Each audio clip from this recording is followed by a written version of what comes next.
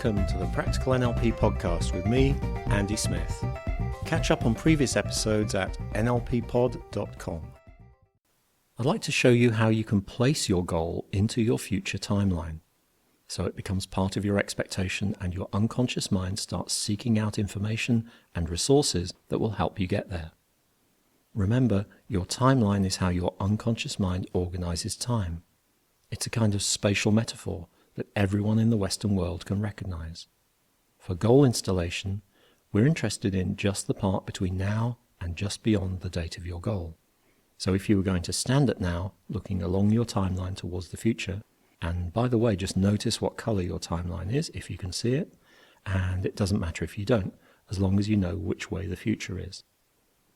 As you stand on your timeline facing towards the future, the date of your goal is a point some way along the timeline. And you'll know just where that is, because that's how your unconscious mind organizes events in time.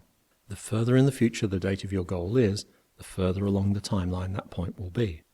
Now, you've already adjusted the content and submodalities of your goal to be just the way you want it. And if you haven't, take a moment to do that now. Make the submodalities vibrant and compelling. Of course, there'll be a point where if you turn them up too high, the goal will seem unrealistic, so you want to adjust them to make your goal as real and compelling as possible. So you'll probably want it around life size with as much color as it needs to be compelling, maybe nice and bright and clear, maybe at least a bit of movement in there, maybe 3D. And if you're seeing yourself from the outside dissociated, I want you to step into the achievement of your goal now, so that you're associated, seeing through your own eyes as the achievement of the goal is there around you. Of course, you may be associated already. Notice what new information you get from this perspective. Notice how that feels different. Notice how it sounds and smells. And if there's any last adjustments you want to make to the content and submodalities to make the goal desirable and compelling, do it now. Notice how good that feels. It's great, you deserve it, you've worked hard for it, and turn those good feelings up even more.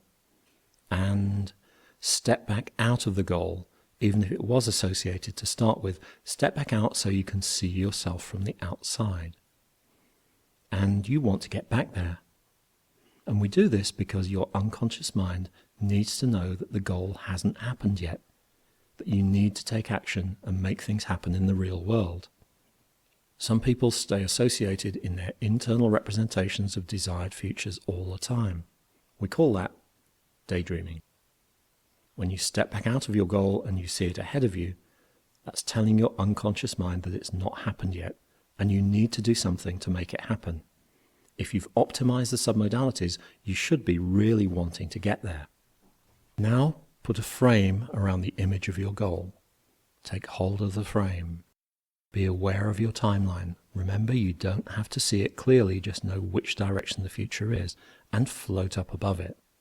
Float forward above the timeline in the direction of the future until you're above the date when your goal will be achieved. Let go of your goal and let it float down to that point on the timeline. Let it bed itself into the timeline, becoming part of it. Look back towards now and notice as all the events leading back from your goal to now change and realign themselves to support your goal. Look towards the future and notice any changes in the future timeline as a result of you achieving your goal. Float back to directly above now and float back down to the present. Now notice what the first thing is that you have to do in order to achieve your goal, and go and do it. People sometimes ask me, do you need to repeat the process? The answer is, no, you don't. Once the goal is installed, it stays installed. You might want to revisit the goal from time to time to recharge your motivation, or of course to make adjustments to it if you find you want to modify it. If you want to use this process for groups or for coaching clients, floating a goal into your timeline is good for primarily visual people who need to close their eyes to visualize. It's good for using with groups. It's good for using where there isn't room to lay the timeline out on the floor. And it's good for where you don't have so much time and you need a fairly quick process.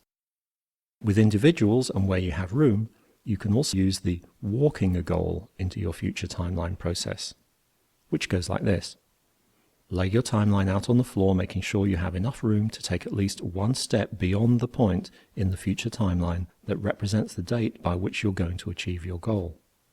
Put your optimized image of your goal into an imaginary frame, and as you hold it, step onto the timeline facing the future. Walk along the timeline into the future, carrying your goal at the pace that feels right for you. Stop when the goal is directly above the target date.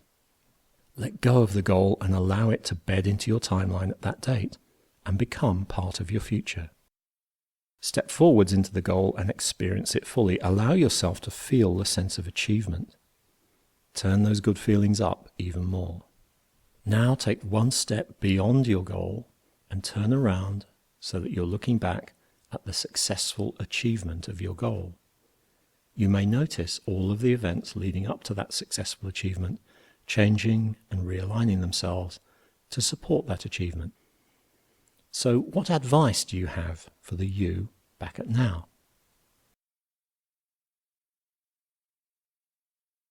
Walk back to now along the timeline only as quickly as you consciously or unconsciously notice the conditions that had to be in place at each step of the way in order for your goal to happen. You may get ideas or images about how you achieved the goal, plans you put in place, measures you took, and people who helped you. Once you're back at now, look into the future. You should now have a sense of knowing that the goal is going to happen. If you're working with a coaching client, at this point you can ask them, see that goal in the future? Is it going to happen? And you're looking for a congruent yes. So in the last few podcasts, we've learned about what values are and how to elicit and prioritize them and how to check for motivation, direction, and for clashes.